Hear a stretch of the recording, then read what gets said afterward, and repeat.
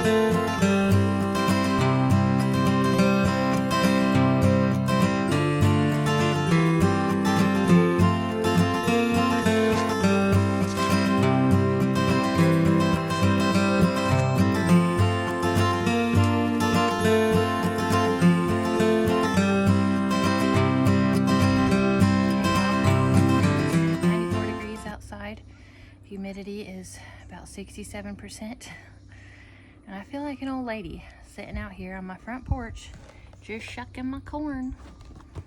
But I'm sweating my booty off too, but it's also a good feeling. It's nice to know that we're providing for our family and that we'll be able to enjoy this corn during the winter. So if you're not sure how to get started in homesteading, or you want to just do something, maybe you don't have the property or anything yet, but you want to do something, I would encourage you to start growing things. There's many things that you can grow in a container, like cherry tomatoes, herbs.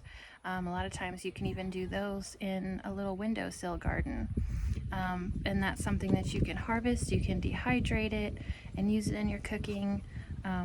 So there's lots of things that you can do to get started. So I would encourage you to just grow something next year, or start something now, because this is pretty cool.